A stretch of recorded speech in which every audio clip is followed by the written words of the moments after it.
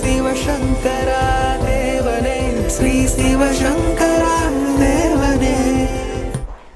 சங்கரம் சிவசங்கரம்.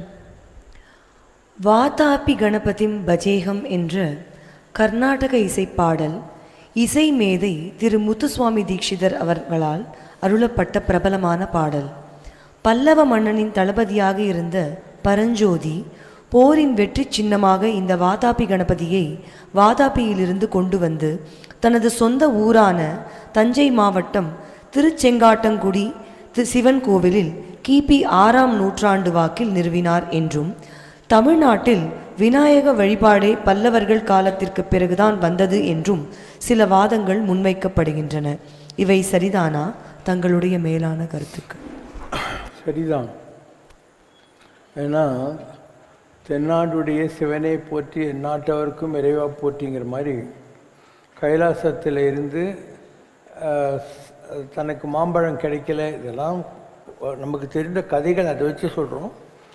முருகப்பெருமான் இங்கே வந்துட்டார், பழனி மலைக்கு மேலே வந்துட்டார் அப்படின்னு சொல்கிறோம். ஸோ நீங்கள் கர்நாடகா சைட்லலாம் போய் பார்த்தீங்கன்னா பிள்ளையாருக்கு கோயிலெல்லாம் இருக்காது. ஈவன் திருவனந்தபுரம் அனந்த பத்மநாப சுவாமி கோயிலில் கூட பிள்ளையார் சந்நிதி இருக்காது, நரசிம்மர் சந்நிதி தான் இருக்கும். ஆனால் நாம் எதை பிள்ளையார் முருகன் சொல்கிறோமோ அது வைஷ்ணவத்தில் சுதர்சனர், முருகனுக்கு ஈக்குவலன் சுதர்சனர், பிள்ளையாருக்கு ஈக்குவல் நரசிம்மர், அந்த மாதிரி வச்சாங்க. உலகத்தில் all these forms of gods இருக்கு இல்லையா. இப்போ நீங்கள் மகாராஷ்டிராவில் போனீங்கன்னா பிள்ளையார் ரொம்ப ஃபேமஸ், அங்கே எல்லாத்துக்குமே பிள்ளையார் தான் வருவாங்க. கல்கட்டா சைட்லாம் போனால் காளி ரொம்ப ஃபேமஸ், ராமர் ரொம்ப ஃபேமஸ் வடநாட்டில் பல இடங்களில். ஒவ்வொரு இதுக்கெல்லாம் வந்து குழு குறிகள் பேர். People started living in small groups. இப்போ அவங்களுக்கு அவங்க பெரியவங்க எதை எடுத்து கொடுத்தாங்களோ அந்த பூஜைகளை அவங்க பிடிச்சிக்கிட்டு செய்கிறாங்க. ஸோ தமிழ்நாட்டில் இந்த பிள்ளையாரும் முருகனும் ஒன்று தான்ங்கிற ஒரு கன்செப்ட் ஜனங்களுக்கு புரியாமல் போச்சு. ரெண்டும் ஒன்றே தான். ஓம்காரம்னு ஒன்று இருக்குது.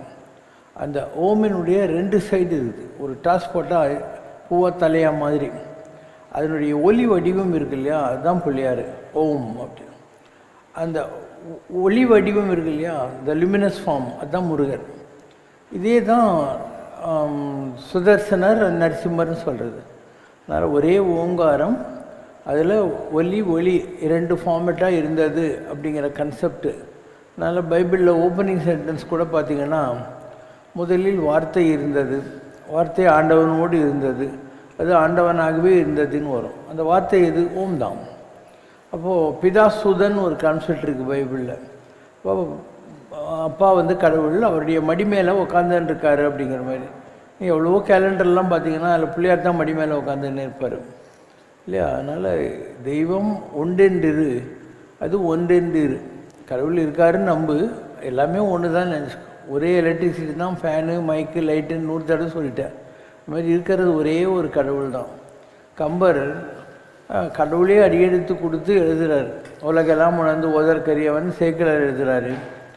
உலகம் யாவையும் தாமுல வாக்கலும் நிலைபெறுத்தலும் நீக்கலும் நீங்கள அழகிலா விளையாட்டுடையார் வராண்டவர் அன்னவர்க்கே சரண் நாங்களேன்னு கம்பர் எழுதுகிறார். இப்போ கடவுளே அடியெடுத்து கொடுத்து எழுதிய பாடல்களில் கம்பர் என்ன தெரியுமா சொல்கிறாரு?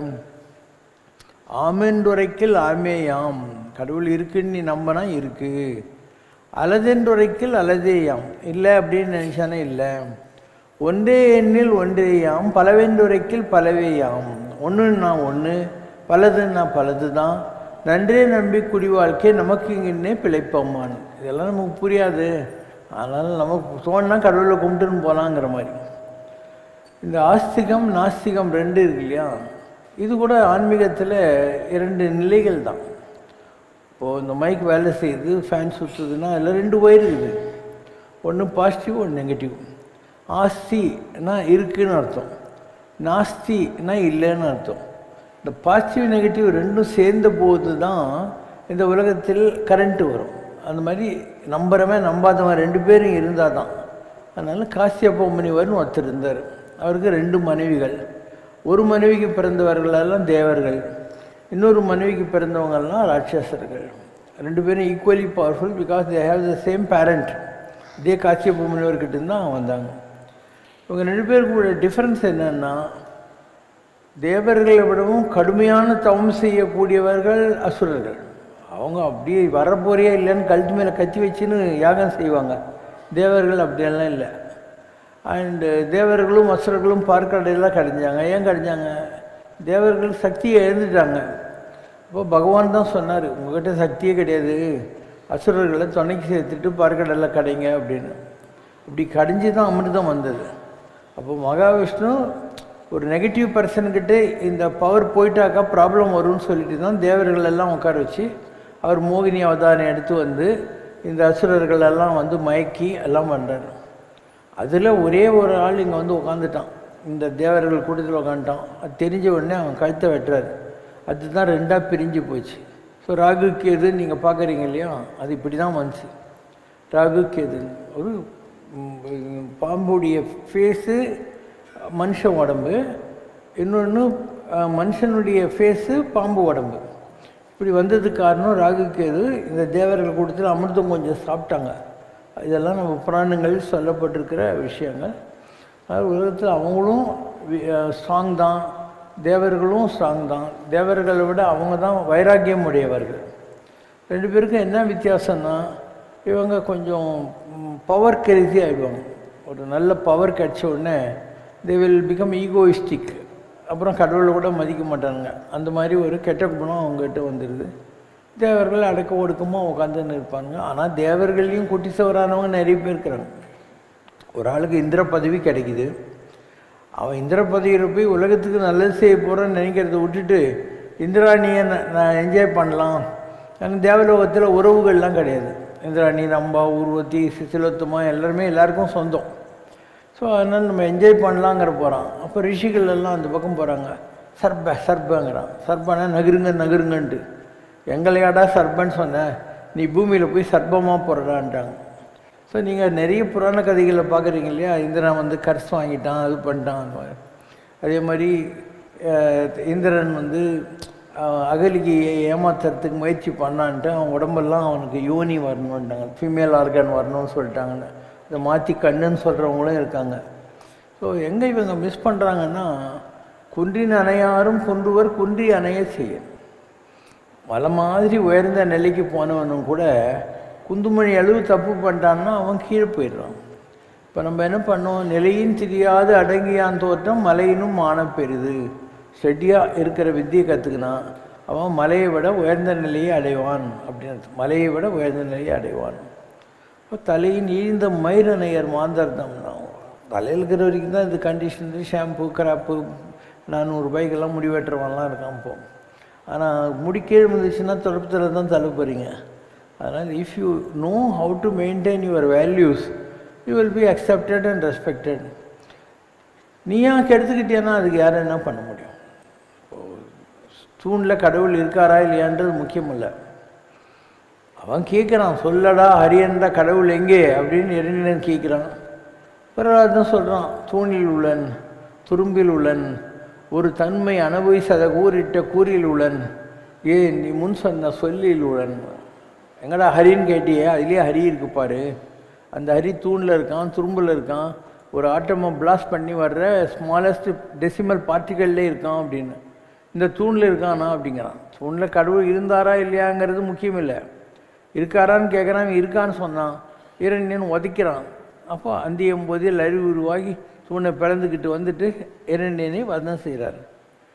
அப்போது ஒரு நரசிம்ம அவதாரம் வருவதற்கு என்ன காரணம்னா, இருக்கானா இல்லையாங்கிற ஆஸ்திக நாஸ்திக வாதங்கள் வந்தபோது கடவுள் தான் இருக்கேங்கிறத நிரூபிக்கிறதுக்காக தூணிலிருந்து வந்து காட்டலாம். இல்லைன்னா இந்த தூணை நான் கூட வதிக்கிறேன், ஏதாவது வருமா பாரு, ஒன்றும் வராது. So it's all a question of a need to convince a particular person on his faith and it's a reward. ஒரு வகையில் ரிவார்டு தான், அவன் நம்புறாங்கிறதுக்காக அவனுக்கு அது கொடுக்குறாங்க. அதனால் நீங்கள் என்ன பண்ணோம், உங்களுக்கு கடவுளை பிடிச்சா கும்பிடுங்க. அதாவது பல இருக்குது, 3 இருக்குது. ஒன்று அகம் பிரம்மாஸ்மி, நானே கடவுள் அப்படின்னு நம்புறது. ஆனால் நானே கடவுளுங்கிறது ஒரு அகங்காரமான ராட்சச புத்தியாக போயிடக்கூடாது. நான் கடவுள் மாதிரி அன்பாக இருப்பேன், வெறுப்பு இல்லாமல் இருப்பேன், கோபம் இல்லாமல் இருப்பேன், பொறுமையாக இருப்பேன், பாரபட்சம் இல்லாமல் இருப்பேன். இப்படியெல்லாம் இருந்தேனாக்கா நானே கடவுள், அகம் பிரம்மாஸ்மி ரொம்ப நல்ல விஷயம். அதில் ஒன்றும் உங்களுக்கு சந்தேகமே தேவையில்லை. இல்லையா? when you can behave like God, it's worth that life. ஆனால் எல்லாராலையும் அந்த மாதிரி இருக்க முடியுமா? இல்லையா? they get into confusions, worldliness, and they won't be able to maintain that highest value which is required for your பதவி. அந்த மாதிரி இருந்தால் அகம் பிரம்மாஸ்மி ரொம்ப நல்ல விஷயம். ஆனால் அகம் பிரம்மாஸ்மி தெரிஞ்சால் தத்துவமசியும் உனக்கு தெரியணும். நீ கடவுளுங்கிறது நீ நம்புறது உண்மையாக இருந்தால் இந்த உலகத்தில் நீ பார்க்குற எல்லாருமே கடவுளுங்கிறது உனக்கு நம்பிக்கை வரணும். தான் வள்ளலார் சொல்கிறார், எல்லா உயிரும் என் உயிராயின, எல்லா உயிருக்குள்ளேயும் நான் தான் இருக்கேன். ஈஸ்வர சர்வபூதானாம், எல்லா உலகம் என் வசமாயின, உலகம் பூரா எனக்கு தான் சொந்தம். ஏன்னா எல்லாம் கடந்த எண்ணம்பலத்தி ஈஸ்வர் எல்லாம் கடந்தும் என்னுள் இருந்தார் என்னார். கடவுள் எல்லாத்துல இருக்கிறது உண்மைதான், அதே மாதிரி எனக்குள்ளே இருக்கிறது உண்மைதான். எல்லாம் கடந்தும் என்னுள் இருந்தாரே அப்படிங்கிற உலகம் யாவையும் தாமுல வாக்கலும், இந்த உலகத்தை படைக்கிறது, நிலை பெறுத்தலும், அதை ஸ்டெபிலைஸ் பண்ணுறது, நீக்கலும், எப்பெல்லாம் அழிக்கணும்னு தோணுதோ அப்போல்லாம் அழிக்கிறது, நீக்கலும் நீங்களா அழகிலா விளையாட்டுடையார பராண்டவர் அன்னவர்க்கே சரண நாங்களே. கடவுள் அப்படிப்பட்ட படைத்தல் காத்தல் அழித்தல் என்ற விளையாட்டை செய்கிறான். எதுக்கியா செய்கிறான்னா, ஒரு சிலந்தி இருக்குது. அந்த சிலந்தி என்ன பண்ணும், தன் வாயிலிருந்து அந்த எச்சி எடுத்து நெட் ஒன்று ஃபார்ம் பண்ணும். இல்லை இங்கேருந்து அங்கே போகும், அங்கேருந்து இங்கே போகும். எப்போ போர் அடிக்குதோ எல்லாத்தையும் திருப்பியும் மூழ்கிட்டு இன்னொரு பெர்மிட்டேஷன் காம்பினேஷனில் இன்னொரு நெட்டு பண்ணும். அந்த மாதிரி தான் கடவுள். அவன் தான் எல்லாத்தையும் செய்கிறான். ஆனால் அவன் எதுக்காக செய்கிறான்னா, ஸ்பைடர் எதுக்கு செய்யுதுன்னு யோசனை பண்ண, அதே மாதிரி தான் அவனும் செய்கிறான். ஒரு ஆள் இருக்கான், அவனுக்கு விளையாடுறதுக்கு ஆள் இல்லை. இப்போ ரெண்டு பக்கமும் சீட்டு கட்டி இவனே போட்டுருவான். அந்த சைடு 13, இந்த சைடு 13, இதில் ஒன்று எடுப்பான், அதில் ஒன்று எடுப்பான், விளையாடுவான். பார்ட்னர் கிடைக்கலன்னா கேரம் போர்டில் இந்த சைடையும் அவன் தான் அடிப்பான், அந்த சைடும் அவன் தான் அடிப்பான். செஸ்ஸில் இந்த சைடு இவனே காய் வச்சுக்குவான், அந்த சைடும் காய் அவனே வச்சுக்குவான். அந்த மாதிரி இந்த கடவுள் இந்த உலகத்தில் எல்லாத்தையும் அவனுடைய போக்கில் அவன் செய்கிறான். நமக்குள்ளேயும் அதே கடவுளுடைய ஒரு எனர்ஜி இருக்குது. அதாவது நாம் கடவுளினுடைய ஒரு அண்டா பாயசங்குது, அது ஒரு டம்ளரில் ஜக்கில் மக்கில் கப்பில் எடுத்தால் அதுவும் பாயசம்தான். அதுமாதிரி நாமளும் ஜக்கில் மக்கில் கப்பு இருக்கிற பாயசம். ஆனால் இதுவே அண்டா பாயசம் ஆகிடாது. நீ நான் இந்த உலகத்தில் இருக்கிற எல்லா ஜீவராசியும் சேர்ந்தது எதுவோ அதுதான் கடவுள். அப்போ it is a experience of subjectivity. நீ கடவுளுடைய ஒரு துகள், ஒரு கடலில் இருக்குது. அந்த கடலில் அலைகள் இருக்குது. அந்த அலைகளில் காரம் மனம் நிறம் குணம் எல்லாமே கடலோடது தான். ஆனால் அலை கடல் ஆகாது. The sum total of all the அலைகள், all the waves, it constitutes the கடல். இது அத்வைத்தம். அப்போ கடவுளும் நாமும் ஒன்று தான். நாம் யார்? அலை. அலைக்கு என்ன பேர்? ஜீவாத்மா. பரமாத்மா என்ன? சாகரம், சமுத்திரம். அதனால் அலையும் கடலும் ஒன்று தாங்கிறது சங்கராச்சாரியாருடைய அத்வைத்தம். மாத்வருடைய துவைத்தம் என்னன்னா, கடவுள் அந்த பக்கங்கிறான், அதுதான் பரமாத்மா. நடுவில் பிறவி என்ற பெரிய கடல் இருக்குது, இந்த பக்கம் ஜீவாத்மா இருக்குது. ஸோ பரமாத்மா வேற, ஜீவாத்மா வேற, நடுவில் பிறவி என்ற பெருங்கடல் ரெண்டையும் பிரிக்குது அப்படின்னு துவைத்தம். ரெண்டு அப்படிங்கிறது. ராமானுஜருடைய விஷ்டாத்வைதி என்ன சொல்லுது? ஆமாம், அது அக்கறை இக்கரை தான். ஆனால் ஒரு குரு என்ற ஒரு சின்ன கப்பல் இல்லை போட்டு எதையாவது நீ பிடிச்சிட்டு இக்கரையிலேருந்து அக்கறைக்கு போயிட்டு அங்கே இருக்கிற கடவுள் கீழே உட்காந்துக்கிட்டு நித்திய சூரியா கடவுளை என்ஜாய் பண்ணிக்கிட்டு டிவைனாக வாழலாம் அப்படிங்கிறது ராமானுஜருடைய பద్ధதி. ஸோ அத்வைத்தம், விசிஷ்டாத்வைத்தம், துவைத்தத்தில் இதுதான் பேசிக் டிஃபரன்சஸ். உனக்கு எது நம்பிக்கை இருக்கோ அதை நீ பிடிச்சின்னு போய் என்னப்போ ஒரு ஆச்சாரியன் ஒன்று அந்த கரைக்கு கொண்டு போய் சேர்ப்பான் அப்படின்னு உனக்கு நம்பினா அந்த போட்டை நீ நம்பி தான் ஆகணும் இல்லையா? இவ்வளோ பெரிய கடலில் இந்த போட்டு தூக்கின்னு போகுமாலாம் நீ யோசனை பண்ண முடியாது. You have to start somewhere, have a trust. And இந்த மாதிரி போகிற போது உனக்கு கிடைக்கிற போட்டு ஓட்ட போட்டா நல்ல போட்டான்றதெல்லாம் தலைவிதியை வச்சிருக்குது. உனக்கு பிறவி பெருங்கடல் நீந்தணுன்னா நல்ல போட்டு கிடைக்கும், இல்லைன்னா போட்டே மூழ்கி போடும், தண்ணியில் பாதி வழியில் போயிடும். ஸோ இதெல்லாம் அவரவர்களுடைய அனுபவத்தினால் அவரவர்கள் தெரிந்து கொள்ளுகிற விஷயங்கள். நிஜமாக பார்த்தா நீயும் கடவுளும் ஒன்று தான். இது ரொம்ப ஈஸியாக புரிகிற பாட்சியாகுது. இப்போ நாம் கடவுள் ஆகணும்னா என்ன ஆகணும்னா, கடவுளுடைய குணங்கள் எல்லாம் இருக்குது இல்லையா? எத்துணையும் வேதம் வராது எவ்வுயிரும் தம்முயிர் போல் எண்ணின்ற மாதிரி. யாருக்கிட்டையும் பார்ஷியாலிட்டி இருக்கக்கூடாது, பாரபட்சம் காட்டக்கூடாது, ஏன்னா அண்ட் கோபம் வரக்கூடாது, வெறுப்பு வரக்கூடாது. இப்படி அறிவாளியாக இருக்கணும், க்ரியேட்டிவாக இருக்கணும். இப்படி நிறைய டிக் மார்க்ஸ் இருக்குது. ஒரு checklist for you to see whether you become God or not. அந்த மாதிரி உன்னால் ஆக முடிஞ்சால் you can also understand or taste what is God. இட்ஸ் a question of tasting God. இப்போ ஒரு ராம் சரத்குமார் சாமி, பரமாச்சாரியார், ஸ்ரீடி பாபா, இது மாதிரி எவ்வளவோ மகான்கள்லாம் வர்றாங்க. They are people one like you and me. நம்மள மாதிரி தான் அவங்களும் உலகத்தில் பிறக்கிறாங்க. ஆனால் இந்த குவாலிட்டிஸ் எல்லாம் அவங்க இம்பைப் பண்ணி பண்ணி பண்ணி how it feels like being Godங்கிற மாதிரி இல்லையா, how it feels like being Godங்கிற அந்த அனுபவம் அவங்களுக்கு கிடைக்கும். நீ அவங்கள கடவுள்னு ஒத்துக்கினாலும் சரி, ஒத்துக்காட்டியும் சரி. தானமும் தவமும் தாம் செய்வராயின் வானவர் நாடு வழி தெரிஞ்சிருமே. நிறைய தானம் பண்ணு, நிறைய தவம் பண்ணும். வேண்டிய வேண்டியாங்கு இதெல்லாம் தவம் யாண்டும் முயலப்படும். என்ன நினைக்கிறியோ அதெல்லாம் நடக்கும். அதனால் தவம் செய். யாதனின் யாதனின் நீங்கியான் இடும்பை நோதன் அதனின் அதனின் நிலன். எதுவும் வேணான்னு சொல்லிட்டு எவன் இருக்கானோ அவனுக்கு எந்த கஷ்டமும் உலகத்தில் இல்லை. எல்லாம் திருக்குறளே இருக்கு. நீ வேற எங்கேயும் போய் தேடவே தேவையில்லை. உனக்கு சான்ஸ்கிரிட் தெரிய தேவையில்லை, எந்த பாஷையும் தெரிய தேவையில்லை. திருவள்ளுவர் மாதிரி ஒரு ஆளே கிடையாது. 1330 அருங்குறளும் பாயிரத்தோடே பகர்ந்த பின் 1330 குறளையும் நீ ஃபுல்லாக படிச்சிட்டியானாக்கா உனக்கு அதுக்கு மேலே தெரியாது. அணுவை துளைத்தேழ் கடலை புகட்டி குறுகை தரித்த குரல், கடுகை துளைத்தேழ் கடலை புகட்டி குறுகை தரித்த குரல். அதனால் தேசிகநாயகம்பிள்ளை சொல்கிறார், அறமிதென்றுமே மரமிதென்றுமே அருகிலாத போது யாம் அருகிலாத போது தமிழ் வள்ளுவனாரின் திருக்குறளில் ஓர் சொல்லி எம்பி காட்ட மாட்டாயா. எனக்கு எது ரைட்டு, எது ராங்கு, எது தர்மம், எது அதர்மம் தெரியாத போது திருக்குறளில் ஒரே ஒரு குறளை எனக்கு சொல்லு, எனக்கு எல்லாம் தெரிஞ்சு போயிடும் அதில்ன்னு அர்த்தம். ஸோ பெரிய விஷயங்கள்லாம் இருக்குது. இன்றைக்கி தமிழ்நாட்டில் நிஜமாக திருக்குறள் படிக்கிறவன் எத்தனை பேர் இருக்கிறான்? ஏதோ ஸ்கூலில் 10 குறள் இருக்கும், 20 குறள் இருக்கும், அவ்வளோதான். மற்றபடி 1330 குறள் யாராவது படிக்கிறாங்களா, கொள்கிறாங்களா? எல்லாமே இருக்குது நம்மக்கிட்ட, இல்லாதது ஒன்றும் இல்லை. But no one is serious. We are always on this.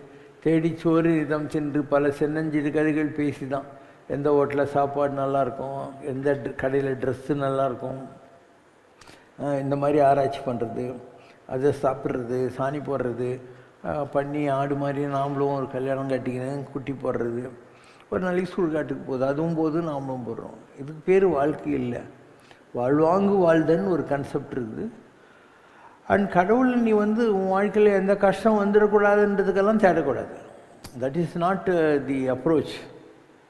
நன்றே வரினும் தீதே விலகினும் நான் அறிவது ஒன்றேயும் இல்லை, ஏன்னா எனக்கு உள்ளதெல்லாம் உனதென்றே அழித்து விட்டேன் உனக்கே பரம். உடல் பொருள் ஆவி எல்லாத்தையும் கடவுளே நான் உங்கள்கிட்ட கொடுத்துட்டேன். என் வாழ்க்கையில் நல்லது வந்தால் கெட்டது செஞ்சால் அதெல்லாம் உனக்கு தான். ஏன்னா நான் உன் கைப்பொருள், உன் கையில் இருக்கிற குழந்தை மாதிரி, பொம்மை மாதிரி அப்படின்னு ஒரு பாவனை வரணும். அப்போது அன்றே என்ற நாவியும் உடமையெல்லாமும் குன்றே எனையா என்னை ஆட்கொண்ட போதே கொண்டிலையோ, இனி நன்றே செய்வாய் பழையோ செய்வாய் நானே அதற்கு நாயகமே. என் உடல் பொருள் ஆவி எல்லாத்தையும் உங்கள்கிட்டே கொடுத்துட்டேன். நல்லது பண்ணாலும் கெட்டது பண்ணாலும் எனக்கு என்ன ஆகுது? உனக்கு தானே லாஸ். பிகாஸ் நான் உன்னுடைய உடைமை, நீ என்னுடைய ஓனர், நான் உடையவன். அதனால தான் கடவுளுக்கு என்ன பேர்? உடையவன். நாமெல்லாம் உடைமைகள். இதெல்லாம் உங்களுக்கு புரியணுன்னா நீங்கள் யோசனை பண்ணணும், நிறைய படிக்கணும். நம்மக்கிட்ட இல்லாததே இல்லை. ரெவரண்ட் ஃபாதர் தனிநாயக அடிகள்னு ஒரு ஸ்ரீலங்காக்காரன் தான். அவன் சொல்கிறான், உலகத்திலேயே வணிகத்தின் மொழி ஆங்கிலம் என்று சொன்னால், காதலின் மொழி இத்தாலியம் என்று சொன்னால், தூதின் மொழி பிரெஞ்சு என்று சொன்னால், தத்துவத்தின் மொழி சமஸ்கிருதம் என்று சொன்னால், சமயத்தின் மொழி தமிழ் அப்படின்னா ஒவ்வொரு லாங்குவேஜுக்கும் ஒரு கிரைட்டீரியா கொடுக்குறான். அதில் அவன் என்ன சொல்கிறான்? சமயத்தின் மொழி அப்படின்னா தமிழ்னு. ஏன் அப்படி சொல்கிறேன்றாங்க. நீ வேணா பாரு, தேவாரம், திருவாசகம் இதெல்லாம் சைவ சமயத்தை பற்றி தமிழில் இருக்குது. 4000 திவ்ய பிரபந்தம் வைஷ்ணவ சமயத்தை பற்றி தமிழில் இருக்குது. ஜீவக சிந்தாமணி ஜெயின மதத்தை பற்றி இருக்குது. சிலப்பதிகாரம் புத்த மதத்தை பற்றி இருக்குது. சீராபுராணம் முஸ்லீம் மதத்தை பற்றி இருக்குது. லட்சணிய யாத்திரிகம் கிறிஸ்துவ மதத்தை பற்றி இருக்குது. இந்த மாதிரி எல்லா மதங்களை பற்றியும் தமிழில் இருக்கிற மாதிரி உலகத்தில் எந்த லாங்குவேஜ்லேயுமே இல்லை அப்படிங்கிற ஒரு அற்புதமான தத்துவத்தை அவன் சொல்கிறான். அதுதான் உண்மையும் கூட. வாதாபி கணபதியை தஞ்சை மாவட்டம் திருச்செங்காட்டங்குடியில் பிரதிஷ்டை செய்த பல்லவ மன்னனிடம் தளபதியாக இருந்த பரஞ்சோதிதான் பின்னாளில் 63 நாயன்மார்களில் ஒருவரான சிறுதொண்ட நாயனாராக பரமசிவனால் ஆட்கொள்ளப்பட்டார் என்று அவரது வரலாறு கூறுகிறது. இந்த உலகத்தில் யாராலும் செய்ய முடியாத ஒரு அரிய செயலை செய்து தங்களது சிவபக்தியை மெய்ப்பித்து காட்டிய சிறுதொண்ட நாயனாருக்கும் அவரது துணைவியாருக்கும் மகன் சீராள தேவனுக்கும் பரமசிவன் உமையவளோடும் முருகப்பெருமானோடும் காட்சி தந்து கைலாயத்திற்கு அழைத்துச் சென்றது அவர்களின் அப்பழுக்கற்ற சிவபக்திக்கு இறைவன் தந்த அங்கீகாரம். ஆனால் அவர்கள் வீட்டில் வேலை பார்த்து வந்த சந்தன நங்கை என்ற பணிப்பெண்ணுக்கும் இந்த பாக்கியம் கிடைத்திருக்கிறதே, இது அந்த ஆத்மாவின் பூர்வ புண்ணியம் என்று நாம் எடுத்துக்கொள்ளலாமா? தமிழ்நாட்டில் இந்த நாயன்மார்கள், ஆழ்வார்கள், இந்த மாதிரி ஒரு பக்தி கல்ட்டு இருந்த ஒரு காலம் இருந்தது. அதில் நரசிம்மவரில் பரவங்கிட்ட இருந்த அந்த அவர் தான் வந்து சிறு தொண்டராக மாறினார். அவர் பரஞ்சோதின்னு பேர். ஏன்னா கல்கி எழுதின சிவகாமியின் சபதம், பார்த்திபன் கனவு, இந்த சினிமாலாம் நம்ம தேட்டரில் கூட இருக்குது, நீங்கள் பார்த்தீங்கன்னா தெரியும். அதில் இவர் ரங்காராவ், எஸ்வி ரங்காராவ் வந்து பார்த்திபன் கனவில் நரசிம்மவரில் பல்லவராக வருவார். அப்போ சிறு தொண்டர் இந்த பரஞ்சோதி முனிவர் அந்த கற்பனை கதை தான். புலிகேசியினுடைய தம்பி ஒரு புத்த பிட்சுவாக வருவான், நாகநந்தி அடிகளாக. சினிமாலாம் பார்த்தா தானே உங்களுக்கு இந்த கதையாவது தெரியும், அது பார்க்கறது வருவாங்க. ஸோ இதெல்லாம் நம்முடைய சமய வரலாற்றை வைத்து இவர்களால் பின்னி பிணைக்கப்பட்ட கதைகள். நிறைய பேர் இந்த மோட்சம்ங்கிறத தப்பாக நினைக்கிறாங்க. ஏதோ ஆகாசத்திலேருந்து ஒரு அன்னப்பட்சி வரும், மயில் வரும், புஷ்பகமானம் வரும், அதில் ஏறி நின்று இவங்க அப்படியே போடுவாங்க. இந்த பாண்டுரங்க கதையிலெல்லாம் கூட இது. பாண்டுரங்க பக்த விஜயத்தில் ஜெயதேவரில் இன்னொருத்தர் துக்காரம், அவர் புஷ்பகமானம் வந்துச்சுன்னு கிளம்ப போகிறாரு. அவர் பொண்டாட்டியை வாங்கினாக்கா இருங்க நான் பருப்பு கொதிக்குதுன்னாலாம். அப்போ வேலைக்காரி ஏறி உட்காந்துட்டாலாம், வேலைக்காரியும் அவங்களும் போயிட்டாங்க. இதெல்லாம் கதைகள் வருது. மோட்சம் என்பது இது அல்ல. ஏதோ அங்கேருந்து கார் அனுப்பிச்சு வந்துடு எங்கள் வீட்டுக்குன்னு சொல்லிவிட்டு நாங்கள் இப்போ இட்லி கூட பொட்டலம் கட்டி அனுப்பிச்சிருக்காங்க, வர வழியில் சாப்பிடணும்லாம் சொல்ல மாட்டாங்க. லிபரேஷன்ன்றது இந்த உடம்புன்ற ஜெயிலிருந்து இந்த ஆத்மாவை பிரிக்கிறது. உடம்பாரணியின் உயிரார் அழிவர், உடலுக்குள் உத்தமன் ஒரு பொருள் கண்டேன், எனவே உடலை ஓவாது ஓம்புகின்றேன். அதனால் இந்த உலகத்தில் ஒரு ஈயெறும்பு முதலாகிய ஜீவராசிகள் இருந்து ஒரு ஹையர் லேடருக்கு வர்றபோது மனுஷனாக வரான். அதுக்கு முன்னாடி வரைக்கும் ரேஷ்னல் மைண்டு கிடையாது.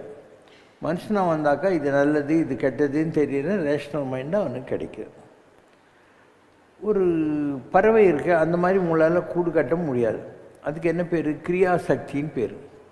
ஒரு யானை அளவுக்கு உங்களால் வெயிட்டு தூக்க முடியாது, அதுக்கு பேர் கிரியாசக்தி. ஆனால் அவ்வளோ பெரிய யானையை ஒரு மாவுத்தன் அடக்கி, மாவுத்தன் வீட்டு குழந்தைங்கள்லாம் வேறு குத்தி குத்தி விளையாடுது, அதுக்கு இச்சாசக்தின்னு பேர். ஸோ கிரியாசக்தி டிஃப்ரெண்ட், இச்சாசக்தி டிஃப்ரெண்ட். இச்சானா மனசு ஏற்ற மாதிரி ஆட்டி வைக்கிறதுன்னு அர்த்தம். தேவர்கள் யார்? இச்சாசக்திலையும் டாலஸ்ட்டு, கிரியாசக்திலையும் டாலஸ்ட்டு, அவங்க தேவர்கள். ஸோ உங்கள் ஐஏஎஸ் ஆஃபீஸர்ஸு, ஐபிஎஸ் ஆஃபீஸர்லாம் யார்? உங்கள்லேருந்து வந்தவங்க தான். அவங்க ஐஏஎஸ், ஐஆர்எஸ், ஐபிஎஸ் படித்ததுனால உங்களை ஆள்றாங்க. ஆனால் அவங்க சாப்பாடெல்லாம் நீங்கள் தான் கொடுக்குறீங்க, அவங்க சம்பளம் நீங்கள் தான் கட்டுற வரியிலேருந்து போகுது. அது மாதிரி தேவர்கள் எல்லா ஜீவராசிகளையும் ஆள்றாங்க. ஆனால் அவங்களுக்குள்ள சாப்பாடுலேருந்து வசதிகள்லேருந்து நீங்கள் செய்கிற யாகங்கள், ஹோமங்கள், கோயில்கள், பூஜைகள், அது மூலமாக நீங்கள் தான் கொடுக்குறீங்க. இது வரைக்கும் உங்களுக்கு புரியணும். அதனால் மனிதர்கள் படைப்பில் அந்த ஸ்னேக் அண்ட் லேடர் கேமில் 98வது பாயிண்ட்டுக்கு வந்துடுவாங்க. ஏன் பாம்பு வாயில் இறங்காமல் ஏணியில் ஏறி ஏறி 98க்கு வந்துடுறான். அப்போ அந்த 99வது கடத்தில் பெரிய பாம்பு ஒன்று காத்துன்னு இருக்கும். அதிலிருந்து நீ தப்பிச்சிட்டேனாக்கா தாயம் உள்ளக்கூடாது. தாயம் வந்தால் தோந்தமில்ல இறங்கிடுவேன். அதனால் 2 ஒழிச்சுனாக்கா நீ வந்து மேர கட்டிட்டு வேடிக்கை பார்க்கலாம். அந்த மாதிரி இந்த உலகத்தில் ஏறி இறங்கி புனரபி ஜனனம் புரணி ஜனனம் செல்லான் இந்த தாவர சங்கமத்து எல்லா பிறப்பும் எடுத்து எடுத்து இழைத்தல். இதிலிருந்து தப்பிச்சுட்டு யார் இருக்காங்களோ அவங்க அந்த கேமை முடிச்சிட்டாங்கன்னு அர்த்தம். அது மாதிரி கேம் முடிச்சிட்டா நீ என்ன பண்ணுவேன்? தாயத்தில் இல்லை இதில் பக்கத்தில் உட்காந்து மற்றவங்க விளையாடுறதே வேடிக்கை பார்ப்பேன். அந்த மாதிரி யார் லிபரேட் ஆகிட்டாங்களோ அவங்களும் இதையே தான் பண்ணுறாங்க. அவங்க ஒன்றும் எங்கேயோ போய் கம்பார்ட்மெண்ட்டில் வீடு கட்டின்னு பங்களா கட்டின்னு உட்கார மாட்டாங்க. இந்த உடம்புல இது இருக்கு இல்லையா, இதுலேருந்து ஆத்மாவை பிரிச்சுட்ட உடனே ஏதோ ஒரு கோயில் சிலையில் போய் உட்காந்துக்குவாங்க. ஒரு மலை மேலே சங்கல்பம் பண்ணிட்டு இந்த மலை மேலே இந்த கோயில் வரணும்னு வெயிட் பண்ணுவாங்க. இல்லைன்னா நட்சத்திரங்களில் ஒன்றாயிடுவாங்க. துருவ நட்சத்திரம், அருந்ததி நட்சத்திரம், அப்புறம் மிருகசீரிச நட்சத்திரம், ஆருத்ரா நட்சத்திரம், இதெல்லாம் நட்சத்திரம் தான். அதனால தான் வள்ளலர் சொல்கிறார், உலகுயிர் திரளலாம் ஒளி நெறி பெற்றிடங்கிறது. எல்லாம் லுமினஸ் பாடிஸுங்கிறது. ஏகாதச ருத்ரர்களில் ஒருத்தர் ஆகலாம். இல்லை 12 ஆதித்யர்கள் இருக்காங்க, கேசவாயனமா கோவிந்தாயனமா அப்படின்னு, அந்த மாதிரி ஒன்றா ஆகலாம். ஸோ எது வேணால் ஆகலாம். அண்டு தி சொர்க்கம் or liberation is on this earth only, it is not elsewhere. It is attained now on this earth and not later. So உங்களுக்கு இந்த மோட்சங்கிற கன்செப்ட் என்னன்னா, உடம்புங்கிற ஜெயிலிருந்து இந்த ஜோதிங்கிற ஆத்மா தன்னை வெளியே எடுத்துக்கிற வைபவம். இப்போ நீங்கள்லாம் இந்த கோயிலில் உட்காந்து இருக்கீங்க, தப்பு தண்டா பண்ணியிருக்கீங்கன்னா என்ன, ஏதோ ஒரு ஜெயிலில் உட்காந்துன்னு இருப்பீங்க. உங்களுக்கு ஃப்ரீடம் இருக்குது. இப்போ அதாவது போண்டா சாப்பிட்டீங்க, பழம் சாப்பிட்டீங்க, திருப்பதி லட்டு சாப்பிட்டீங்க, ஸ்வீட்டு சாப்பிட்டீங்க, பாட்டு கேட்டீங்க, கேள்விக்கு பதில் சொல்லிக்கிட்டு இருக்கேன், இவ்வளோ அழகாலாம் வச்சுருக்கோம். இந்த ஆப்ஷன் உலகத்தில் இருக்கிற எல்லாருக்கும் இருக்கா? மெட்ராஸில் இருக்கிற எல்லா நாயங்களுக்கும் இருக்கா? ஏன் வரமாட்டானுங்க? அதுதான் விதின்றது. அதனால் இந்த liberation of the spirit from the body is for all. பரமாச்சாரியாருக்கும் இருக்குது, உனக்கும் இருக்குது, எல்லாருக்கும் இருக்குது. அவங்க முயற்சி செய்கிறாங்க, நீங்கள் முயற்சி செய்யலை. தவமும் தவமுடையார்க்கே யாம். யார் இது முன்பிறவிகளில் தவம் செஞ்சாங்களோ அவங்களுக்கு தான் இந்த பிறவிலையும் அந்த தவம் செய்யணுங்கிற எண்ணம் வரும். இல்லைன்னா வராது. ஏதோ சாப்பிட்டுட்டு ஒரு நாளைக்கு செத்து போயிடுவாங்க அந்த மாதிரி. ஸோ ஆத்மா அதனுடைய மோட்சம் என்பது என்னென்னா லிபரேஷன் அர்த்தம். அது இந்த உடம்புல இந்த உலகத்திலேயே அச்சீவ் பண்ணிவிட்டு you have the option to be a guide. அதாவது யூ லிபரேட் யுவர் செல்ஃப், தென் பக்கத்தில் உட்காந்து வேடிக்கை பார்க்கலாம் விளையாட்டை. இல்லை இந்த செஸ்ஸில் இந்த இது மூவ் பண்ணு அப்படின்னு கற்றுக் கொடுக்கலாம் மற்றவனுக்கு. அதாவது இதை மூவ் பண்ணு, பானை மூவ் பண்ணு, ருக் பண்ணு சொல்கிறாங்களே, அந்த மாதிரி நீ பண்ணலாம். அதர்வைஸ் இதுவும் ஒரு கொம்பு முளைச்ச விஷயம் நீ நினைக்க தேவையில்லை. ஒரு பெரிய நிலையை அடைஞ்சிடுறாங்க மகான்கள். அவங்களும் ஏதோ ஒரு வகையில் இந்த உலகத்துக்கு கண்டினியூ பண்ண வேண்டியிருக்கும். கோடிசாமி இருந்தாங்க பிறவி பாலத்தில். நான் அவர்கிட்ட சொல்கிறேன், சாமி நான் மகேந்திரகிரி மலைக்கு போயிட்டு வந்துட்டேன் அப்படின்னு. அது கோடிசாமி சொல்கிறாரு, எனக்கும் அங்கெல்லாம் போகணும் தான், இந்த ஜனங்களுக்கு கொஞ்சம் பாக்கி சாக்கி இருக்குது, இதை பைசல் பண்ணிட்டு போகலான்னு தான் காத்துக்குன்னு இருக்கிறேன் அப்படின்னாரு. அப்போ கோடிசாமி நிலைக்கு போனவங்க ஜனங்களுக்கு பாக்கி சாக்கி இருக்குன்றாங்க. பாக்கி சாக்கின்னா என்ன? அவங்க இந்த பெரிய நிலையை மகானை அடையிறதுக்கு முன்னால் ஊராக சுற்றிக்கின்னு இருந்திருப்பாங்க. கோயில் குளம், யாரோ ஒருத்தர் அவங்க வீட்டில் சோறு போட்டிருப்பாங்க, ஒரு பெட்ஷீட் வாங்கி கொடுத்துருப்பாங்க, ஒரு செருப்பு வாங்கி கொடுத்துருப்பாங்க. அவங்களுக்கு தான் இவங்க கடை. இவங்க என்ன பண்ணணும், இவங்க சாமி ஆனவுடனே அவங்கெல்லாம் இவங்கக்கிட்ட வருவாங்க, அவங்களுக்கு ஏதாவது ஒரு நல்லது இவங்க பண்ணணும். இதுதான் ஆன்மீகம் என்பது.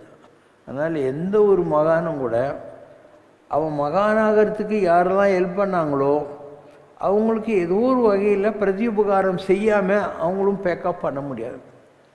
அந்த மாதிரி பண்ணியே ஆகணும். இதுதான் கோடிசாமி சொன்ன பாக்கி சாக்கின்ற பாஷ். இது எல்லாருக்கும் இருக்குது. ரச்சனைகளில் சாமி இருக்கார், நானாவது ஏதோ சிட்டியில் உட்காந்துக்கிறேன். அண்ட் அது கிராமத்து ஜனங்க, அவங்களுக்கு என்ன தெரியும்? கிராமத்தில் இருக்கிற ஜனங்களுக்கு சாமியை கண்டாலும் பூத்து கண்டாலும் யாரோ ஒரு கோமனம் கட்டியும் சாமியார்ரா அப்படின்வோம், அவ்வளோதான். அவர் எவ்வளோ கஷ்டப்பட்டு சாமியார் ஆகியிருக்காருன்றதெல்லாம் இவனுக்கு தெரியுமா? அவர் எப்படி எல்லாம் ஒரு சாதாரண 12ஆம் கிளாஸ் படித்த ஆள், ஒரு ஸ்கூலு, ஒரு ஹாஸ்பிட்டலு, இவ்வளோ அழகான கோயில், சாமிக்கு இவ்வளோ நகைலாம் பண்ணிட்டு உட்காந்து இருக்காருன்றது யாருக்காவது தெரியுமா? இல்லை, இவங்களுக்கு அதெல்லாம் யோசிக்க கூட தெரியாது அந்த நாயங்களுக்கெல்லாம். அவர் வந்தார், இதை விட்டுட்டு ஓடியா முடியும்? பண்ணியாச்சு. நாயர் புலிவாலை பிடிச்ச மாதிரி கட்டிட்டார் கோயிலை, ஸ்கூல் கம்பிட்டார், சாஸ்வதி கேட்டார். அது விட்டு ஓட முடியாது. இப்போ நம்மளே நடத்துகிறோம், இவ்வளோ பெரிய இன்ஸ்டிடியூஷனை க்ரியேட் பண்ணியிருக்கோம், ரொம்ப அழகாக தான் பண்ணியிருக்கோம். பை காட்ஸ் கிரேஸ் நமக்கு ₹1 கூட கடன் கிடையாது. We are financially very sound. இது வரைக்கும் எந்த காலத்துலேயும் பேங்க்கில் ₹1 கடன் வாங்கினதே கிடையாது. அதனால் வி ஆர் செல்ஃப் சஃபிஷியன்ட். எல்லாத்தையும் நம்ம சொந்த காசில் தான் பண்ணிக்கிறோம். யார் தெய்வம் நமக்கு தேவையில்லை. சரி, மற்ற கோயிலெல்லாம் போனேன்னா அங்கே உனக்கு darshan ticket, special darshan ticket, அபிஷேகத்துக்கு டிக்கெட்டு, அர்ச்சனைக்கு டிக்கெட்டு எல்லாம் மண்ணாங்கட்டியும் இருக்கும். இங்கே ஏதாவது இருக்கா? எல்லாருக்கும் ஒரே கடவுள் தான். யார் வேணால் சாமி கும்பிடலாம். டெய்லி ஒரு அலங்காரம். இன்றைக்கி வந்து முதல்ன்றதுனால நரசிம்மர் அலங்காரம் பண்ணியிருக்காங்க. செவ்வாய்க்கிழமை முருகன்து பண்ணுவாங்க, சனிக்கிழமை பெருமாள்து பண்ணுவாங்க, வெள்ளிக்கிழமை அம்பாள்து பண்ணுவாங்க. இதுமாரி அலங்காரம் பண்ணாங்க. அது கூட வந்து எல்லாமே நாமளே வச்சுருக்கோம், செட்டாக வச்சுருக்கோம். என்ன குறை இருக்குது? ஒன்றும் இல்லை. இந்த கலராக மாறின்னு இருக்குது பார் லைட்டு. இதெல்லாம் நான் ஈரான்லேருந்து ஆளை கூட்டின்னு வந்தேன். ஈரான்லேருந்து ஆளை வர வச்சு 2 பேரை இந்த கட் கிளாஸ் எல்லாம் கூட அவங்களே கொண்டு வர சொல்லி எல்லாம் பண்ணேன். அவங்க கொஞ்சம் இது ஷேப் சரியாக இல்லை, இந்த சிமெண்ட்டில் பூசுகிற போதுன்ட்டு முடிஞ்ச வரைக்கும் பண்ணிட்டு போட்டாங்க. அப்போ நம்ம சசிகலா அவங்க அப்பா இருக்கார்ல, இவங்க தாத்தா, அவர் சொன்னார் நான் பண்ணுறேங்க அப்படின்ட்டு. ஸோ அவர் நம்ம பசங்களுக்கெல்லாம் கற்றுக் கொடுத்து மீதி வேலை பூரா அவர் தான் பண்ணார். ஏன்னா ஈரான்காரன் பண்ணாததை இவங்க தாத்தா இங்கே வந்து அழகாக பண்ணி கொடுத்தாரு. எல்லாம் நல்லா தானே பண்ணியிருக்கோம். அதுக்கப்புறம் 4 மண்டபம் 4 பக்கத்தில் பண்ணியிருக்கோம். ஸோ இது யாரையும் நம்ம ஃபாலோ பண்ணுறதில்ல. நமக்கு என்ன தோணுதோ அதுதான் பண்ணுவோம். நான் எந்த சாஸ்திரத்தையும் ஃபாலோ பண்ணுறதில்ல. நல்ல நேரம் கெட்ட நேரம் பார்த்ததே கிடையாது இது வரைக்கும். நல்லது செய்கிறதுக்கு எல்லாமே நல்ல நேரம் தான். இதில் கெட்ட நேரம் எங்கேருந்து வந்துடும்? நல்ல செய்கிறதுக்கு எல்லாம் நல்ல நேரம் தான். ஸோ மக்களுக்கு இந்த அளவுக்கு ஒரு ஆள் பண்ண முடியுங்கிறது புரியாது. அவன் யார் நான் சாமியார்றா? நான் சாமியாரா? நீ தப்பி தவிர கூட நீ சாமியார்னு நினைக்கூடாது தான் நான் ஜாலியாக ட்ரெஸ் பண்ணின்னு வந்து உட்காந்துக்கிறேன். உங்கள்கிட்ட நான் பிச்சையும் எடுக்கிறது இல்லை.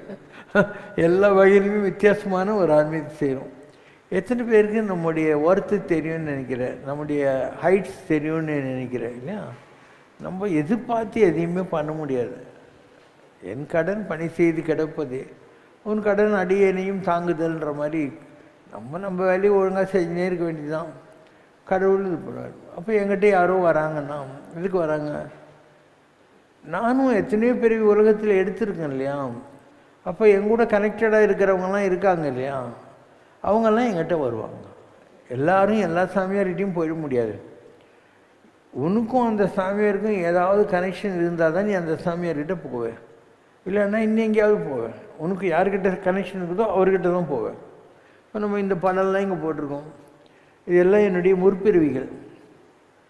ஒவ்வொரு பிறவிலையும் என்கிட்ட யாரெல்லாம் வந்திருப்பாங்களோ இந்த முற்பிறவிகளில் அவங்களாம் தான் என்கிட்ட வருவாங்க. அண்டு ஒரு ஹைஸ்கூலுக்கு இதுனா அதில் 2000-4000 பசங்க படிப்பாங்க. டீச்சர் ட்ரைனிங் காலேஜுன்னா அதில் ஒரு 150 பசங்க தான் படிப்பாங்க. எந்த வந்து டீச்சர் ட்ரைனிங் காலேஜ், அதனால் ஆளுங்க கம்மி தான் வருவான். இதே ஹைஸ்கூலாக இருந்தாக்கா வசன்னு இருக்கும். அதனால் நீ கூட்டம் வர்ற சாமியாருங்களை பார்த்துட்டு அவங்களுக்கு ஏதோ வந்துடுச்சு கொம்புன்னு நீ நினைக்கவே வேணாம். ஒரு லிபரேட்டட் ஒரு லெவலுக்கு. இப்போ இந்த குட்டி பசங்கள்லாம் உட்காந்துருக்காங்க. இவங்கெல்லாம் கோயிலுக்கு வர்ற வயசா நீ ஏன் சொல்லி பார்க்கலாம் இல்லையா? ஏன் வராங்க? ஏன் உங்ககிட்ட எக்ஸ்பிரேட் வாங்குறாங்க, கைக்குள்ள தண்ணி கொடுக்குறாங்க, பிரசாதம் கொடுக்குறாங்க, எல்லாம் உட்காந்து இடத்துலேயே பண்ணுறாங்க. இதெல்லாம் தான் வந்து ஹையர் லெவல் ஆஃப் ஆன்மீகம். யார்கிட்டையும் காசு வாங்குறது இல்லை, ஆனால் எல்லாம் நடக்குது. இடம் சுத்தமாக இருக்குது, நீங்கள் தான் பெருக்கிறீங்க. அங்கே பூஜை பண்ணுறது, அலங்காரம், யாகம் வளர்க்குறது எல்லாமே நீங்கள் தான் பண்ணுறீங்க. இதெல்லாம் எப்படி வரும்? நீங்களும் டிவைனாக இருந்தால் தான் நடக்கும். நீங்கள் டிவைனாக இல்லைன்னா இதெல்லாம் பண்ண முடியாது. நாங்கள் கூழ் ஊற்றுறதுக்கு கூட 5 ரூபாய்க்கு நோட்டீஸ் வச்சு மாரியத்த கோயிலில் கூழ் ஊற்றுறோம் கொடுக்குறியா 5 ரூபான்னு கேட்டுன்னு வைப்போம், பிட் நோட்டீஸ் வச்சு. நம்ம இவ்வளோ ப்ராஜெக்ட் பண்ணியிருக்கோம், நமக்கு ஒன்றுமே ப்ராப்ளம் இருக்குது இல்லையா? தானாக நடக்கும், எல்லாம் நடக்கும். சிலைகளில் இருப்பது ஸ்டாட்டிக் எனர்ஜி என்றும், தங்களை போன்ற மகான்களிடம் இருப்பது ஒரு உயிர் துடிப்புள்ள எனர்ஜி என்றும் தாங்கள் பல அருளுரைகளில் தெரிவித்திருக்கிறீர்கள். இறுதி வரை டிரான்ஸ்ஃபர் செய்யப்படாத ஒரு மகானின் டிவைன் எனர்ஜியை ஒரு கல்லுக்கோ அல்லது வேறு ஒரு ஆப்ஜெக்டுக்கோ மாற்றிவிட்டு அந்த மகான் மறுபிறவி எடுத்து வரும்போது அந்த எனர்ஜியை திரும்பி தன் உடலுக்குள் வாங்கிக் கொள்ளுவார் என்றும் கூறியிருக்கிறீர்கள். அவ்வாறு கல்லுக்குள் ஸ்டோர் ஆகி இருக்கும் அந்த மகானின் எனர்ஜியும் ஒரு ஸ்டாட்டிக் எனர்ஜி தானே? கோவில் விக்கிரகங்களுக்கு 12 ஆண்டுகளுக்கு ஒரு முறை கும்பாபிஷேகம் செய்து அந்த எனர்ஜியை ஆக்டிவேட் செய்ய வேண்டிய தேவை இருக்கும்போது அந்த மகான் மறுபிறவி எடுத்து வரும் காலம் வரை ஒரு கல்லுக்குள் ஸ்டோர் ஆகியிருக்கும் அவரது டிவைன் எனர்ஜி எவ்வாறு முழு சக்தியுடன் இருந்து இயங்க முடியும்? Unless you find a deserving follower to become your சிஷ்யா, உனக்கு நீ நினைக்கிற குவாலிட்டிஸோட ஒரு சிஷ்யம் கிடைக்கலன்னா உனக்கு வேறு ஆப்ஷனே இல்லை. வேறு விதமாக பண்ணலாம். கோயிலில் இருக்கிற கல் தான் வைக்கணும்னு இல்லை. I will give you 2 examples. இங்கே கர்நாடகாவில் கிகே சுப்பிரமணியான்னு ஒரு கோயில் இருக்குது. அது ஒரு ஒய்சால ராஜா ஆண்டு கொண்டிருந்த போது அவனுக்கு ஒரு குரு மாதிரி ஒருத்தர் இருந்தார். அவர் ஒரு நாள் சொல்லாமல் கொள்ளாமல் காட்டுக்குள்ளே போயிட்டார். இவன் உட்காந்து அழுகுறான், சாமி என்கிட்ட ஒன்றுமே சொல்லாமல் போயிட்டியே அப்படின்னு. சொல்கிறார், நாளைக்கு காலையில் நீ அந்த நதி இருக்கு இல்லையா, தர்ப்பணா நதின்னு பேர். தர்ப்பணான்னா கண்ணடின்னு அர்த்தம். அதில் போவோம். அதில் ஒரு சம்புடம்னா ஒரு பூஜை பொட்டி மாதிரி இருக்கும், ஒரு அட்சய பாத்திரம், ஒரு கண்ணடி வரும். இதை எடுத்து வச்சு நீ பூஜை பண்ணு. என்றைக்காவது ஒரு நாளைக்கு நானே வருவேன், அதுக்கு முன்னாடி நீ அந்த பொட்டியை பிரிக்கக்கூடாதுங்கிறார். ஏன்னா அந்த மகான் அவருடைய அந்த ஜோதியை அந்த பொட்டிக்குள்ளே இருக்கக்கூடிய சாலக்கிராமன்னு அதுக்குள்ளே வச்சுருக்காரு. அதனால் அதை திறக்கக்கூடாதுன்ற இந்த செக்ஷன். அந்த அட்சய பாத்திரத்தில் இன்றைக்கும் சுப்பிரமணியா கோயிலில் அவங்க போடுற சாப்பாடு முதல்ல அட்சய பாத்திரத்தில் போடுவாங்க. எல்லாருக்கும் சாப்பாடு வந்துக்கிட்டு இருக்கும். மணிமேகலை காவியத்தில் அட்சய பாத்திரம் படிக்கிட்டே அந்த மாதிரியும். ஆனால் அந்த கண்ணாடியும் இன்றைக்கி அந்த கோயிலில் இருக்குது. பக்கத்தில் இருக்கிற நரசிம்மர் சந்நிதியில் அதை வச்சுருக்காங்க. இந்த ராஜா வந்து க்யூரியஸில் அதை திறக்க பார்க்குறான். அதுக்கப்புறம் ஞானியில் அதை வச்சு பிரிக்க பார்க்குறான். இப்போ இவன் உடம்பு தலையிலேருந்து கால் வரைக்கும் பற்றி எரியுது. ஐயோ நான் தப்பு பண்ணிட்டேன், குருவே மன்னிச்சுடுன்னு. அப்போ அவர் சொல்கிறார், உன்ன மாதிரியே ஒரு சிலை பண்ணி கோயிலில் மூலையில் வச்சுட்டு வர்ற எல்லாரும் உப்பு மிளகு உன் மேலே கொட்டினாதான் உன் வியாதி போகும் அப்படின்றார். ஸோ இன்றைக்கும் நீ அந்த கோயிலை சுற்றி வந்தேன்னா அந்த பொட்டியும் இருக்குது, அந்த ராஜாவுடைய சிலை இருக்குது. இன்றைக்கும் நீ உப்பு மிளகா கொட்டியிருந்தாங்கிற. இது ஒரு உதாரணம். அதே மாதிரி ஷோலாப்பூருக்கு நீங்கள் போனீங்கன்னா அங்கே ஒரு சமாதி இருக்கும், ஒரு பெரிய மகான். அதாவது ஷோலாப்பூரில் ஒரு கோயில், அந்த கோயில் சிவன் கோயில். கோயிலுக்கு நீங்கள் இப்படி போய் போகிறதுக்கு முன்னாடி இங்கே ஒரு மேடை மாதிரி கட்டியிருப்பாங்க. அதில் ஒரு மகானுடைய சமாதி இருக்கும். அந்த மகானும் நான் இப்போ வந்து மறைஞ்சிருவேன், ஒரு குறிப்பிட்ட நேரம் வர்றபோது நான் எதிரில் இருக்கிற அந்த ஷோலாப்பூர் சிவலிங்கம் இருக்கு இல்லையா, அந்த தண்ணியிலேருந்து வெளியே வருவேன் அப்படி. இன்றைக்கும் அங்கே ஒரு ஆறு ஓடிக்கிட்டு இருக்குது, இந்த சமாதி இருக்குது. அவர் நினைக்கிற போது அதிலேருந்து வெளியே வருவேன் அப்படின்னு அவருடைய கன்செப்ட். ஸோ தகுதி வாய்ந்த ஆள் கிடச்சா கொடுத்துட்டு போவாங்க. இல்லைன்னா இந்த மாதிரி ஏதாவது ஒரு இதில் வெயிட் பண்ணி அவங்களுக்கு திருப்பியும் ரீசைக்கிள் ஆகும் இல்லையா, எப்போ அவங்க உலகத்தில் வரணுங்கிறதுக்கு ஒரு கணக்கு இருக்கும், அப்போ வருவாங்க. இன்னும் சில மகான்கள், இப்போ பூண்டி மகான் இருந்தார். அவர் வந்து பெரிய சித்தர். அவரை ஒரு நாகதாளி செடிக்கிட்ட பாம்பாக தான் பார்த்தாங்க முதல்ல. அதுலேருந்து அவரை எடுத்து கொண்டாந்து தின்ன மேலே அப்படியே உட்கார வச்சாங்க. ஜனங்களுக்கெல்லாம் நல்லது பண்ணிகிட்டே இருந்தார். நான் படியலக்க வந்தம்பா, கோணி பிடிக்க ஆள் இல்லை, கடை கட்டிட்டு போனோம்பா கைலாசத்துக்கு அப்படின்னாரு. அதே மாதிரி ஒரு நாள் இறந்துட்டார். இன்றைக்கி பூண்டி மகான் சமாதி கோயில் இருக்குது, நல்ல பவர்ஃபுல்லான கோயில். இன்றைக்கும் உனக்கு தெரியும் அந்த இடத்துல அந்த வைப்ரேஷன் ஒன்றால் ஃபீல் பண்ண முடியும். ஆனால் அவர் கைலாசத்துக்கு போயிட்டார். ஏன்னா இந்த உலகத்தில் ஜனங்களுக்கு இன்னும் பக்குவம் வரல, தகுதி வரல, பெரிய விஷயங்களை யாரும் கேட்க மாட்டேன்றாங்க. இங்கே உட்காந்து என்ன பண்ணுறது, அதனால் அவர் போயிட்டார். இது மாதிரி நிறைய மகான்கள் இந்த கலியினுடைய கொடுமையில் கைலாயத்து ரிஷிகளும் ககனத்து ரிஷிகளும் கைலைக்கு ஏகினார் அப்படின்னு வரும். பூமியில் இருந்த பெரிய பெரிய ரிஷிகள் சித்தர்கள்லாம் கைலாசத்துக்கு போயிட்டாங்களாம். ஏன்னா இந்த கலியுகம் ரொம்ப கேவலமாக இருக்கும், ஜனங்கள்லாம் உருப்பட மாட்டானுங்க, இந்த நேரத்தில் நம்ம உட்காந்து என்ன சாதிக்க போகிறோங்கிறதுனால அவங்கெல்லாம் போயிட்டாங்க. Out of frustration. அவங்கெல்லாம் இப்போ திருப்பி வரப்போகிறாங்க. யாரெல்லாம் அப்படி போயிட்டாங்களோ, கைலாசத்துலேயோ எங்கேயோ இருக்காங்களோ, அவங்கெல்லாம் திருப்பி வரப்போகிறாங்க. அப்போ suddenly you will find an awakening, a spiritual awakening. அப்படி தான் இதெல்லாம் நடக்கும். அப்போ ராமலிங்க வள்ளலார் வந்தார். வந்துட்டு நல்ல விஷயங்கள்லாம் பண்ணார். ஆனால் விளங்கலை.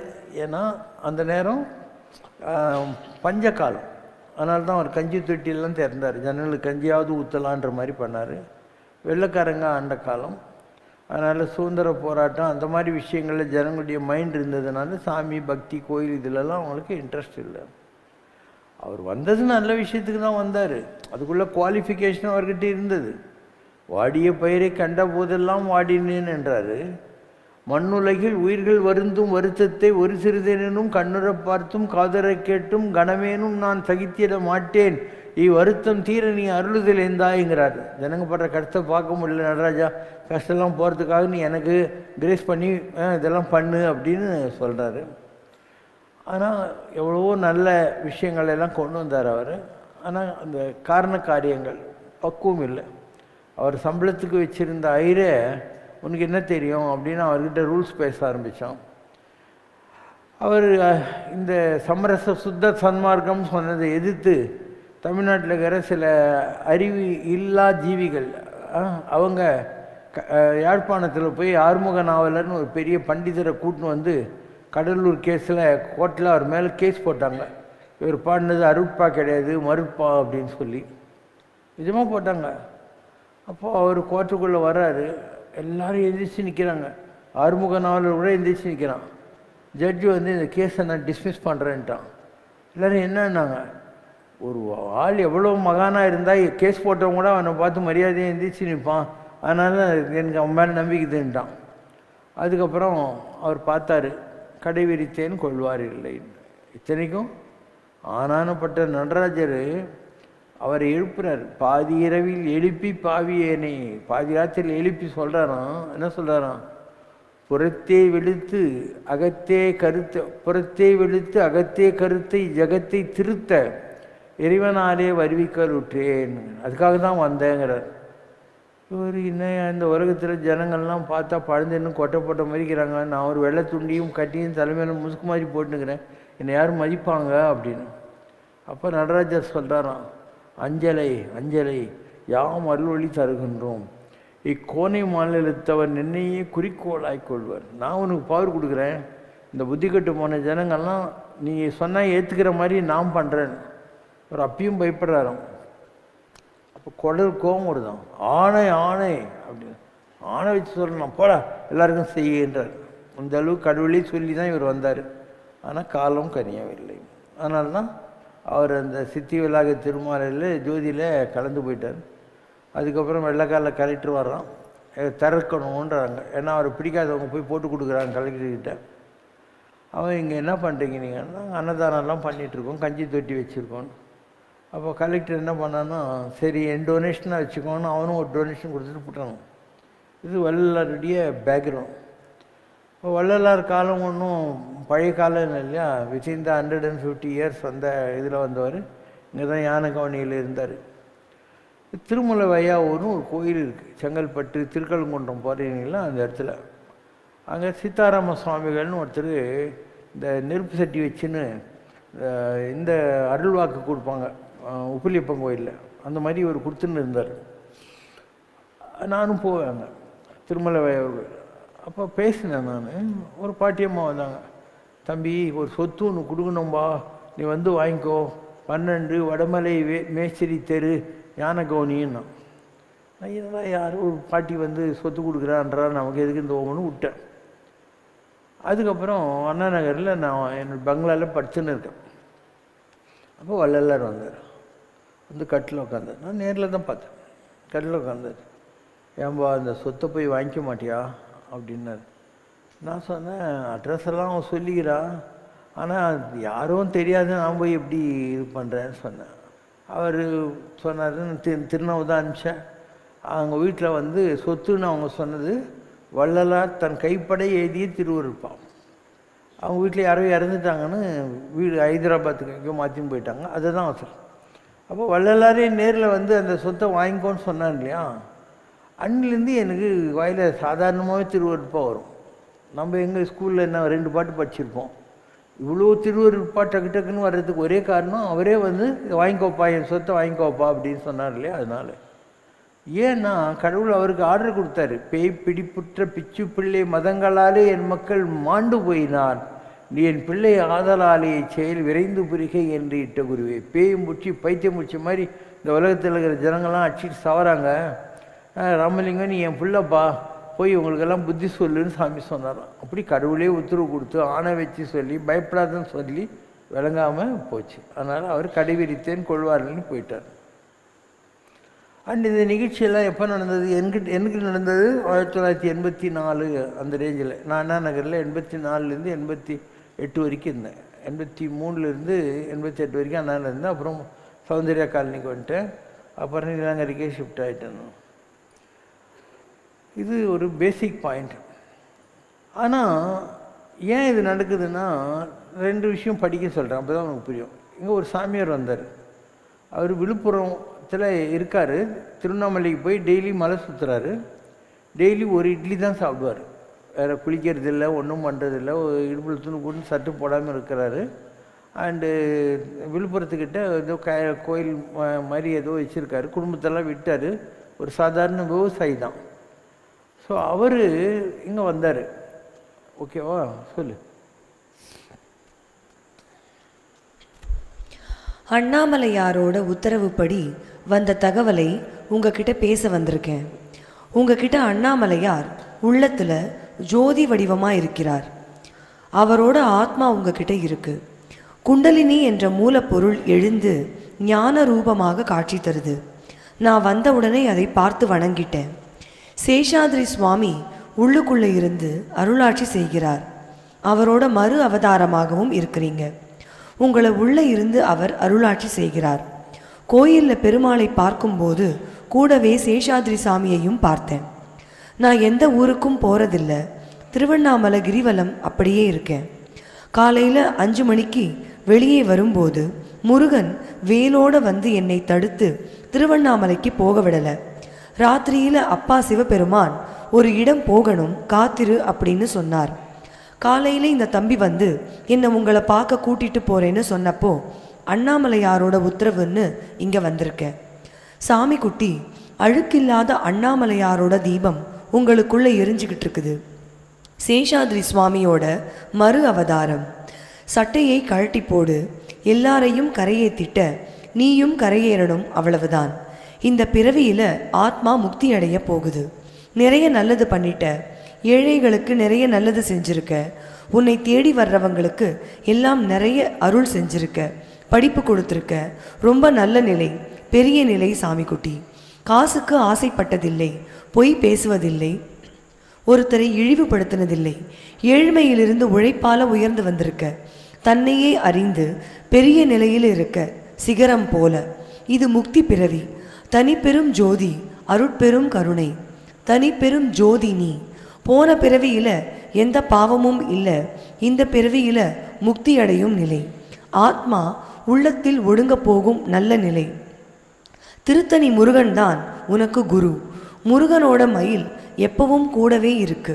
எந்த பயமும் வேண்டியதில்லை. எந்த பிரச்சனையும் உன்னை அணுகாது. உன்னோடது ரொம்ப பெரிய நிலை. சேஷாத்ரி சாமி, ஞானானந்தகிரி சாமி, பூண்டி சாமின்னு உனக்கு அவங்களோட பூரண அருள் எல்லாம் இருக்கு. உனக்கு வசதிக்கு எந்த குறையும் இருக்காது. உன்னுடைய அடுத்த நிலை இன்னும் உன்னை உயரத்துக்கு கொண்டு போகும். திருவண்ணாமலைக்கு போகணும் சாமிக்குட்டி. அண்ணாமலையார் உன்னை திருவண்ணாமலைக்கு கூப்பிடுறார். திருவண்ணாமலையில் ஜோதியில் உங்கள் ஆத்மா கலந்துடும். திருவண்ணாமலையில் உங்களுக்குன்னு இடம் இருக்கு. திருவண்ணாமலையில் முருகனுக்கு ஒரு இடம் அமைச்சு முருகன் உங்களை வச்சு பெரிய அருளாட்சி பண்ண போகிறார். சேஷாத்ரி சாமி போல உங்கள் நிலை வரும். முருகனுக்கு 21 அடியில் சிலை, 12 அடியில் வேல், வெள்ளியில் சேவல், மயில் இதெல்லாம் செய்கிற மாதிரி வரும். திருவண்ணாமலைக்கு வரணும்.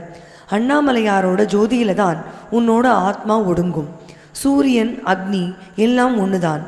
என்கிட்ட இருக்கிறதெல்லாம் உனக்கு கொடுக்க சொல்லி உத்தரவு. எல்லாம் கொடுத்தாச்சு. நிறைய ஆயுள் இருக்கு.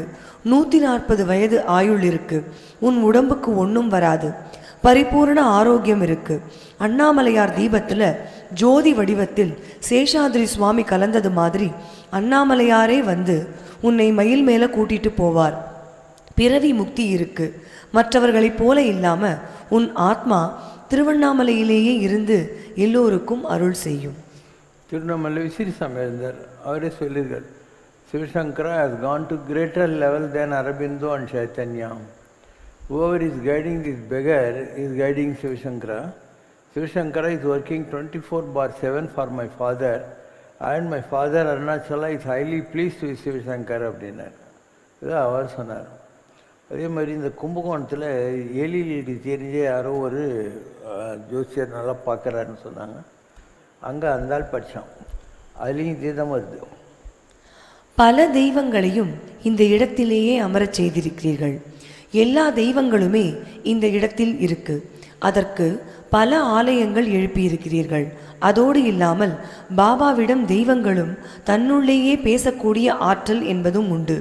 சிவனாக இருக்கட்டும், பெருமாளாக இருக்கட்டும், முருகனாக இருக்கட்டும், ஹனுமனாக இருக்கட்டும், எல்லா தெய்வங்களுமே தங்களுக்குள் அமர்ந்து பேசக்கூடிய சக்தி உங்களுக்கு உண்டு. எல்லா தெய்வங்களும் பேசி அதையே உபதேசமாக சொல்லக்கூடிய ஆற்றல் உண்டு. தெய்வத்துக்கு நிகரான சக்தி, தெய்வீக ஆற்றல் எல்லாம் உண்டு. முடிவா என்ன சொல்றாங்கன்னா, யாருமே நம்ப முடியாத மாதிரி ஆச்சரியப்படத்தக்க ஆற்றல் என்று முனிவர் சொல்றாங்க. இது மாதிரி சக்தி யாருக்கும் கிடைக்காது. உங்ககிட்ட கிடைச்சிருக்குன்னா இது மிகப்பெரிய விந்தை. இது படைப்பின் ஆற்றல். போன பல பிறவிகளில் கூட தெய்வ சக்தி, தெய்வ ஆற்றல் நிரம்ப உண்டு. அதோடு இல்லாமல் போன பல பிறவிகளில் ஆன்றோனாகவும் நீங்கள் இருந்திருக்கிறீர்கள். உதாரணத்திற்கு ஆதிசங்கரர், ராமலிங்க அடிகளார், ஷிரடி பாபா போன்ற பல ஆன்றோர்களாகவும் நீங்கள் அவதாரம் எடுத்திருக்கிறீர்கள் என்று சொல்லுங்க. ராமலிங்க வள்ளலாராக இருந்தது, ராமகிருஷ்ணராக இருந்தது, ஆதிசங்கராக இருந்தது, ஷிரடி பாபா இருந்தது, எல்லாமே நமக்குள்ள இருக்கிற ஆத்மானா உனக்கு நம்பிக்கை வருதா? சேஷாத்திரியாக இருந்தது, நம்பிக்கை வருதா? ஒரு சும்மா நம்ம ஏதோ பேண்ட் ஷர்ட் போட்டுன்னு உட்காந்துக்கிறோன்னு நினைக்க வேண்டியதில்லை. ஏதோ பாடுபட்டு எத்தனையோ பிறவிகளுடைய தவத்தினால இந்த உயர்ந்த நிலைகளை நாம் அடைஞ்சிருக்கோம். அந்த காலத்திலேயே சொன்னாங்க, விஸ்வாமித்திரர் நாடின்னு ஒன்று வந்து கோயம்புத்தூர் சொன்னாங்க, இந்த பூமியில் உள்ள எந்த பதவியும் உன்னுடைய தவத்திற்கும் தகுதிக்கும் ஏற்றதல்ல. உன்னை குரு என்று மக்கள் சொல்வார்கள், ஆனால் நீ குரு அல்ல, இறை இறை இறை அப்படின்னு. நான் குருன்னு சொல்லுவாங்க, நான் குருவெல்லாம் கிடையாது, நீ தான் கடவுள், நீ தான் கடவுள், நீ தான். ஸோ எல்லாம் பிளானட்ஸ். அந்தந்த நேரத்துக்கு ராமர் வனவாசம் போகிறாரு, பஞ்ச பாண்டவர்கள் அஜ்ஞாதவாசம் போகிறாங்க, பரமாச்சாரியாருக்கும் வருது, ரமண மகர்ஷிக்கு கேன்சர் வருது, ராமகிருஷ்ணர். உடம்புக்கு தான் இதெல்லாம். ஆத்மா எதனாலும் பாதிக்கப்படுவதில்லை. So we have come to perform. பெரிய அளவுக்கு பெர்ஃபார்ம் பண்ணுவோம். எல்லாம் வருவானுங்க. நமக்கு யார் வந்தால் என்ன வர, யார் தேவை நமக்கு தேவையில்லை. நம்ம வசதியாக தானே, ஏதாவது குறை இருக்கா? எல்லாம் இருக்குது, நம்மக்கிட்ட இல்லாததே இல்லை. அதனால் வி ஆர் வெயிட்டிங். கரை ஒன்று கண்டேன், கரை ஒன்று கண்டேன், கரையாத மனம் கூட கரைகின்றதிங்கே, கற்பாறை நீராகி விழுகின்றதிங்கே. கரை ஒன்று கண்டேன், கரை ஒன்று கண்டேன், கண்ணீரில் கரையாத பாவம்.